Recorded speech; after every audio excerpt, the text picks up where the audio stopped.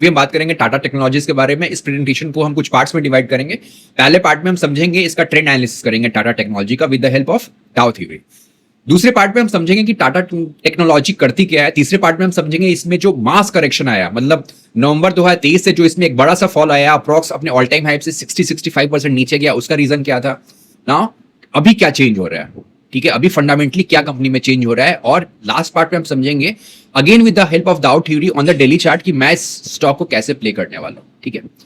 तो आपको ये चार्ट दिखाई दे रही होगी टाटा टेक के, ठीक है। अभी हम यहां पे लगाते हैं मंथली चार्ट, ठीक है। और अभी हम क्या करेंगे, हम यूज करेंगे मार्कर और हम यहां पे स्ट्रक्चर बना के देखेंगे कि अभी स्टॉक का ट्रेंड क्या है, ठीक है। देखो, अगर आपको डाउ थ्योरी में आता हो स्ट्रक्चर पता करना, तो ये ऑब्वियस है कि यहां पे lower lodge and lower high का पैटर्न बन रहा है। वो कैसे, ये जो स्विंग हाई है और फिर ये जो स्विंग हाई है, ये जो स्विंग हाई है, ये स्विंग हाई है, ठीक है, 4 स्विंग हाई है। इन चारों स्विंग हाई में अगर आप ध्यान से देखो ना, तो हर एक स्विंग हाई अपने प्रीवियस स्विंग हाई से नीचे है, ठीक है। जो हाईज बन रहे हैं वो अपने प्रीवियस हाई से नीचे है। इसका मतलब क्या है, इसका मतलब है कि ट्रेंड बियरिश है ऑन मंथली चार्ट। इसको ये भी कहते हैं सेल ऑन राइज ही बोलते हैं, ठीक है। दूसरी इंपॉर्टेंट चीज, ये लो, ये लो और ये लो, जिसको आप स्विंग लो भी बोलते हो, ठीक है ना। जो तीनों स्विंग लो हैं वो अपने प्रीसीडिंग स्विंग लो से नीचे है।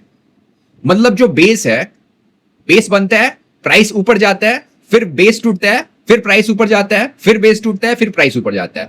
एक टिपिकल सेल ऑन राइज का कैंडिडेट है Tata tech on monthly chart, ठीक है। अभी आप ये बोल सकते हो मुझसे कि भाई यहां पे देखो, यहां पे तो एक्टिविटी हो रही है ना, राइट, यहां पे एक्टिविटी हो रही है, यहां पे मंथली चार्ट पे कोशिश हो रही है हायर हाई बनाने की। बट कैविएट ये है ना कि एज पर डाउ थ्योरी आप ट्रेंड रिवर्सल मान नहीं सकते हो जब तक वो कैंडल क्लोज नहीं हो जाए। अभी कौन सा महीना चल रहा है, जून का, ठीक है। अभी जून महीने में अच्छे खासे दिन बाकी हैं, मतलब कैंडल क्लोज होने में, ठीक है। तो आप ऑनगोइंग कैंडल को यूज करके नहीं बता सकते हो ट्रेंड रिवर्सल हुआ है कि नहीं, पहली बात, ठीक है। तो अभी हम क्या करेंगे, घबराने की कोई जरूरत नहीं है। अब हम चलेंगे वीकली चार्ट पे, ठीक है।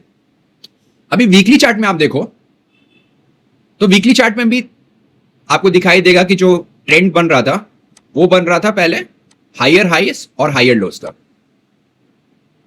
मैं ट्रेंड मार्क कर देता हूं। बट यहां पे क्या होगा, अब इस रीजन को देखो, ये जो सारे आपको हाईज दिख रहे हैं वो आपको देख के समझ में आ रहा होगा अपने प्रीवियस हाई से नीचे है, ठीक है, स्विंग हाई से। और जो भी लोज है, ठीक है, वो अपने प्रीवियस लोज से नीचे है। तो अप टू दिस पॉइंट 1 जून 2026 से पहले तक टाटा टेक वीकली कैंडल पे, वीकली टाइम फ्रेम पे सेल ऑन राइज था। बट अभी यहां पे वीकली कैंडल पे रिवर्सल ब्रेकआउट हुआ है। अब वर्ड्स ध्यान समझना, रिवर्सल ब्रेकआउट हुआ है। यहां पे ट्रेंड क्या हो गया है, यहां पे ट्रेंड हो गया है हायर हाइज का। मतलब जो अभी का स्विंग हाई है, जो करंट का स्विंग हाई है, उसने प्रीवियस स्विंग हाई के ऊपर क्लोज कर दिया है, which is a reversal sign. समझा? तो हमने क्या किया, हमने मंथली चार्ट यूज किया और हमने वीकली चार्ट यूज किया। मंथली चार्ट को हम अभी यूज नहीं कर सकते हैं for the taking this investment और और अ ट्रेड, बिकॉज वो अभी क्लोज नहीं हुआ है। बट वीकली चार्ट को हम कर सकते हैं। देखो क्या होता है ना कि जब आप डाउ थ्योरी यूज करते हो तो इट इज वेरी इफिशिएंट और अच्छा रहता है फॉर द प्रोबेबिलिटी के हिसाब से कि अगर ट्रेंड रिवर्सल क्वार्टरली चार्ट या मंथली चार्ट पे हुआ हो। लेकिन weekly chart is also a sub part of the primary trend. तो अगर कैंडल ही क्लोज नहीं हुआ है, सो आप वीकली टाइम फ्रेम को यूज कर सकते हो फ्रॉम ट्रेंड आइडेंटिफिकेशन, ठीक है। और एज यूजुअल आपको पता होगा जब ट्रेंड आइडेंटिफाई हो जाता है तो मैं उसको डेली चार्ट से फिर ट्रेड करता हूं। तो ये जो पार्ट होगा कि मैं इस स्टॉक को कैसे ट्रेड करूंगा वो मैं आपको लास्ट में बताऊंगा, ठीक है। अभी हम क्या करेंगे, अभी हम समझेंगे कि टाटा टेक पहले कंपनी करती क्या है, ठीक है ना। तो टाटा टेक समझो, टाटा टेक टाटा की सब्सिडरी और मोर प्रिसाइसली ये टाटा मोटर्स की सब्सिडरी है। 2023 नवंबर में इनका आईपीओ आया, उससे पहले ये 100% सब्सिडी टाटा मोटर्स की। पहले ये कंपनी टाटा मोटर्स के लिए सिर्फ काम बनाती थी, मतलब उन्हीं के लिए प्रोडक्ट्स बनाती थी, प्रोडक्ट और सर्विसेज देती थी। बाद में इन्होंने जो दूसरे ओईएम्स में, मतलब दूसरे कार मैन्युफैक्चरर, उनके लिए प्रोडक्ट्स बनाना शुरू कर दिया, ठीक है।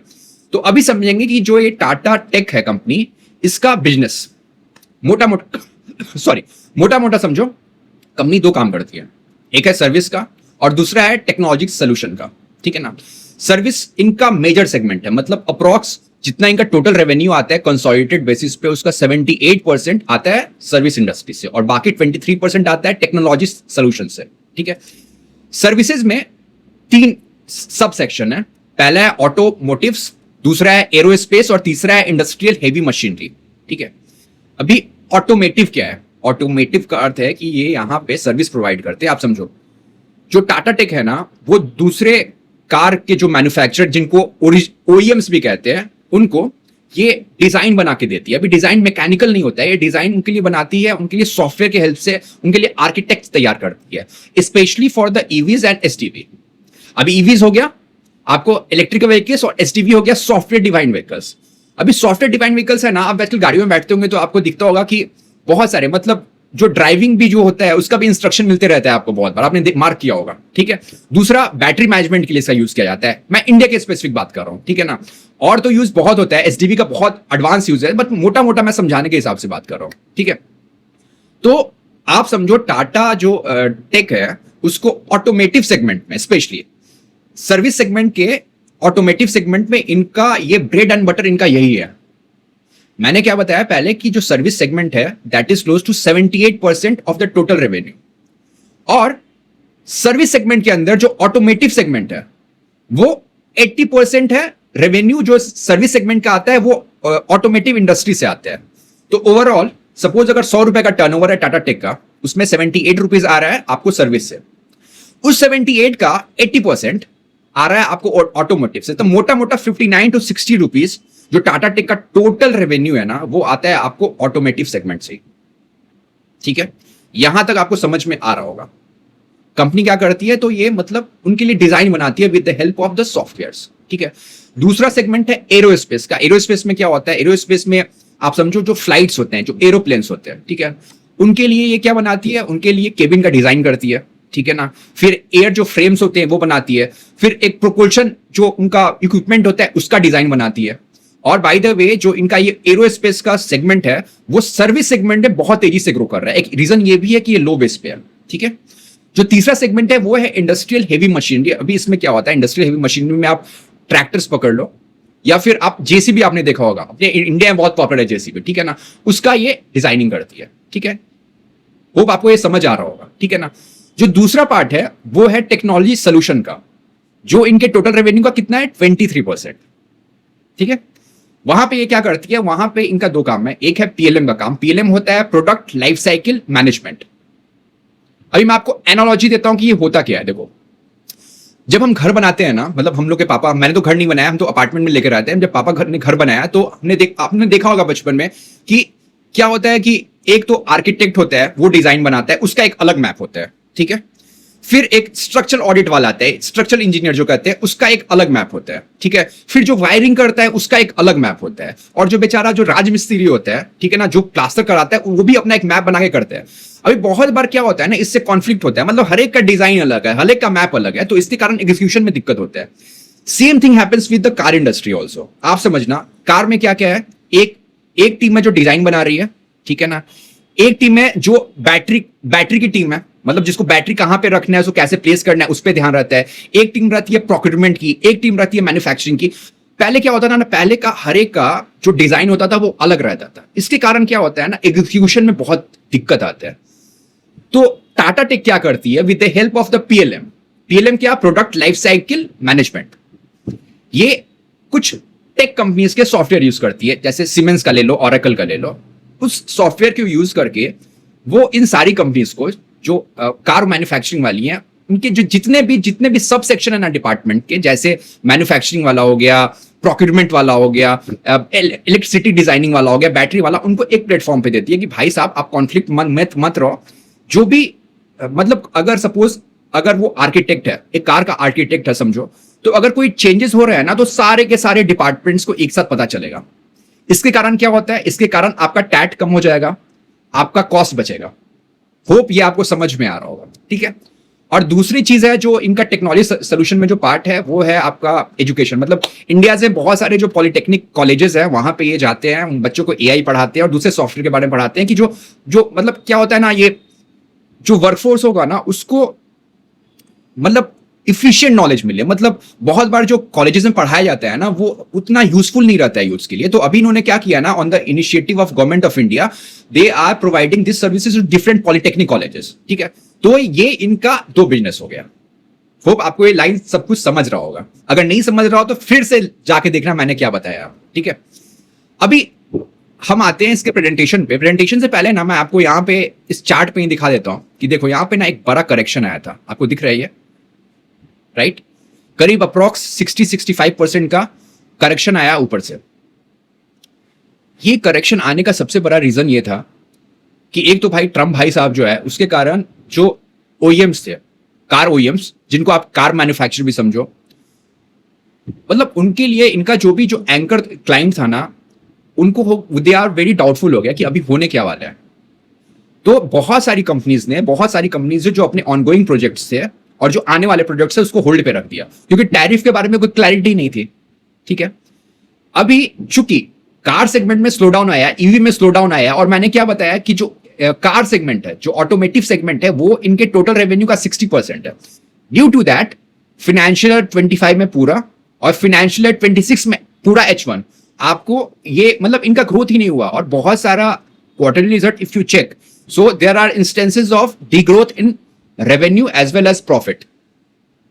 ठीक है, अभी पिछला जब इनका कॉन कॉल हुआ था ना, तो जो इसके सीईओ है, I am just forgetting his name, तो उन्होंने कहा था कि we are very much hopeful and we are just seeing the green shoots, और आगे वाले क्वार्टर मतलब Q4 FY26 में वी कैन ग्रो बाय 10% और वी कैन ऑल्सो स्टेच, मतलब जो हमारा ऑपरेटिंग प्रॉफिट मार्जिन है वो भी इंप्रूव करेगा। भाई साहब देखो, जो अच्छा पेडिग्री होता है ना मैनेजमेंट का, वो जब चीजें बोलते हैं ना और अगर वही चीजें होती हैं तो आपका ट्रस्ट और बिल्ड होता है। अभी आप ध्यान समझना, वीकली चार्ट और डेली चार्ट पे रिवर्सल आया है। ठीक है ना, वीकली चार्ट पे रिवर्सल ब्रेकआउट हुआ। मैनेजमेंट ने जो Q3 FY26 में बोला था Q4 FY26 में हम जो डिलीवर करेंगे वो उन्होंने डिलीवर करा है।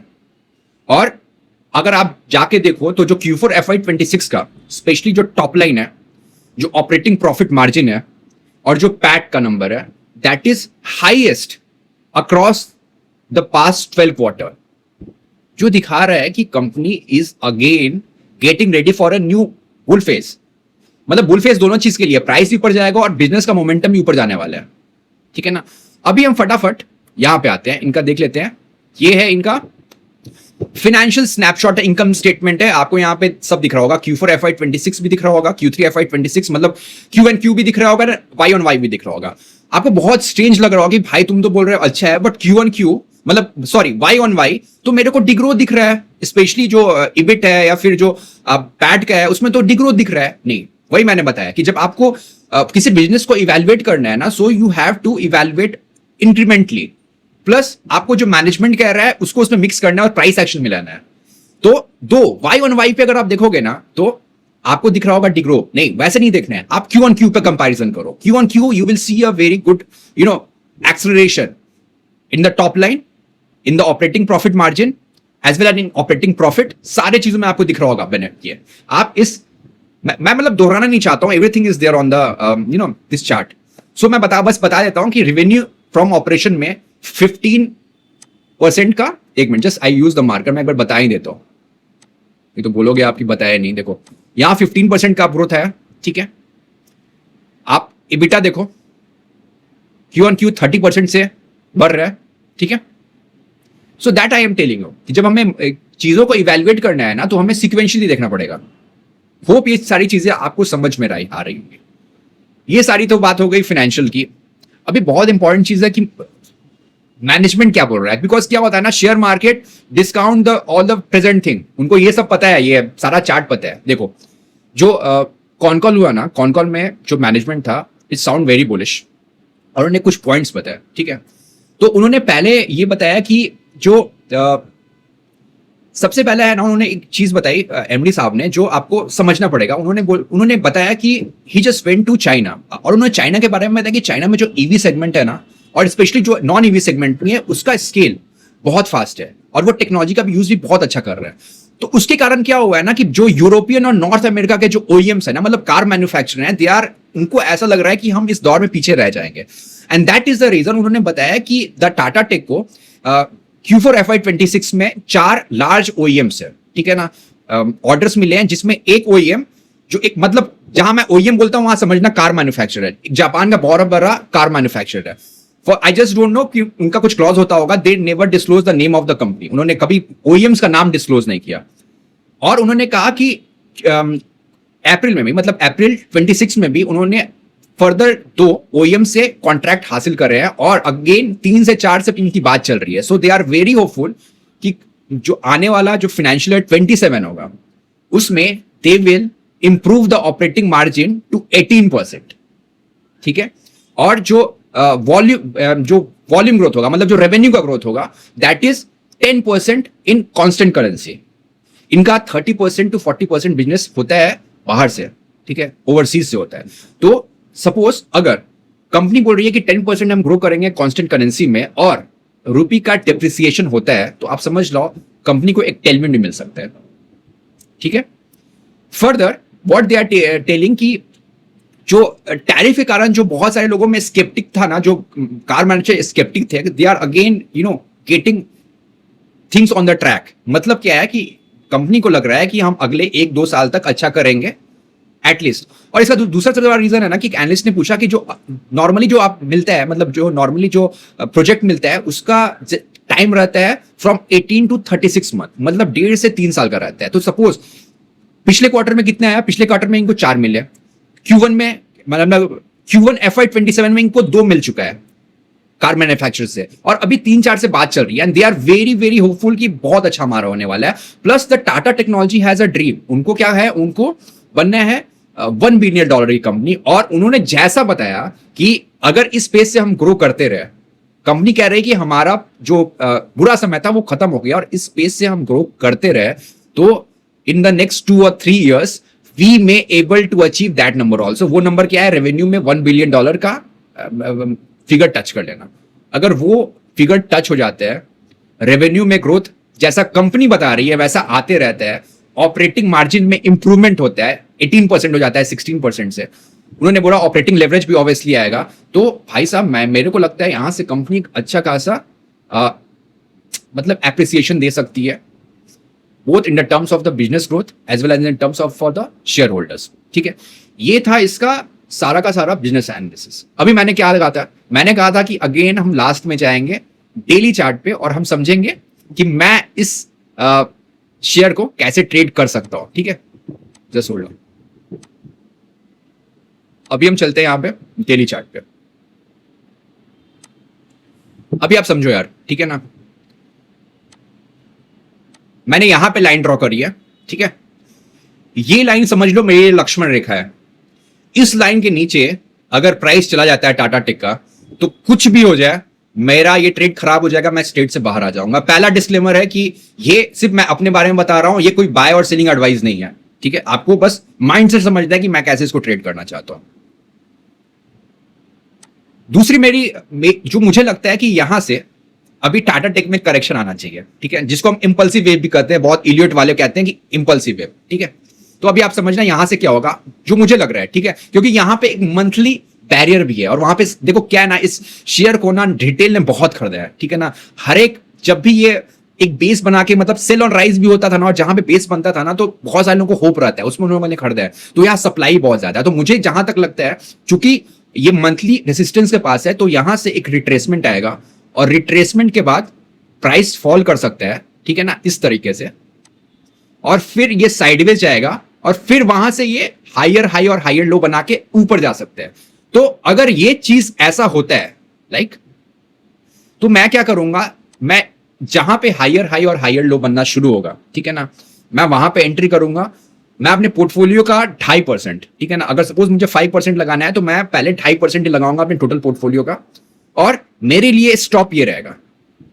समझना आप ध्यान से, ये स्टॉप क्यों रहेगा, क्योंकि प्राइस एक्शन में ना आपको साइकोलॉजी भी समझनी है। जो यहां पे बंदा घुसा है ना, ठीक है, मतलब आप उसको ऑपरेटर बोलो, फंड हाउस बोलो, इंस्टीट्यूशनल बायर बोलो, हेज फंड बोलो, या बहुत बड़ा इन्वेस्टर बोलो, वो बहुत पावरफुल है। पावरफुल इसलिए है क्योंकि उसने वीकली टाइम फ्रेम पे ब्रेकआउट कराया। अभी वीकली टाइम फ्रेम पे ब्रेकआउट हमारे आपसे ऐसे लोग नहीं करा सकते हैं। इवन जिसके पास 30-40 करोड़ रुपए भी हो वो भी नहीं कर सकता है। ये एक टिपिकल पगमार्क है कि एक बड़ा इन्वेस्टर यहां पे इन्वेस्ट कर रहा है, ठीक है ना। और जो भी यहां पे एंटर कर रहा है वो एवरेजिंग करेगा जब प्राइस नीचे जाएगा। एंड सेकेंड चीज, there is a high probability कि वो अपने इस प्राइस के नीचे टाटा टेक के प्राइस को नहीं जाने देगा, ठीक है। लॉजिक क्या है? लॉजिक ये है कि इस तरीके का जो ब्रेकआउट होता है ना यार, जो मतलब जो शेयर गिरी चली आ रही हो, ठीक है, हर एक बेस पे जिसको बेचा हो गया, वहां पे जब ब्रेकआउट आता है ना तो वो ब्रेकआउट डायनेमिक ट्रेडर्स करते हैं। अब मैं बहुत सारे अपने वीडियो में यूज करता हूं dynamic traders. Dynamic traders are those traders who has the intent plus who have the purse, who has the money to change the trend, ठीक है। होप आपको ये वीडियो अच्छा लगा हो। अगर अच्छा लगा हो और अगर आप इसे YouTube पे देख रहे हो तो प्लीज मेरे चैनल को सब्सक्राइब करो, लाइक करो, और अगर आप X पे देख रहे हो तो मुझे फॉलो करो। Secondly, if any of you want to learn the real price action, ठीक है ना, the Dow theory, प्लस अगर आपको फंडामेंटल कंपनी का समझना है, बिकॉज मैंने क्या किया हुआ है ना, मैंने कुछ फ्रेमवर्क्स बनाए हुए हैं, ठीक है ना, and those are very easy. मेरे ख्याल से जो फंडामेंटल एनालिसिस है ना वो सीखना सबसे आसान है। टेक्निकल एनालिसिस सीखना मुश्किल है क्योंकि एग्जीक्यूशन करना पड़ता है, and execution is any day much tougher as compare to जो बुकिश नॉलेज, ठीक है ना। आपको शॉर्टिंग सीखना है कि शॉर्ट कैसे करते हैं। अगर कोई स्टॉक फंडामेंटली बहुत वीक है, टेक्निकली वीक है, तो आपको कैसे उस शेयर को शॉर्ट करना है, फिर आप उसको हेज कैसे कर सकते हो, लीप्स का यूज कैसे करना है। लीप्स मतलब क्या, जो लॉन्गर टाइम फ्रेम के ऑप्शन होते हैं, उससे एक अच्छा खासा पैसा विदाउट टेंशन लिए आप कमा सकते हो। यूएस स्टॉक के बारे में आपको जानना है तो आप मुझे पिंग कर सकते हो। सारा का सारा डिटेल इस यूट्यूब वीडियो के डिस्क्रिप्शन में आपको मिल जाएगा। चलो बाय, मिलेंगे नेक्स्ट।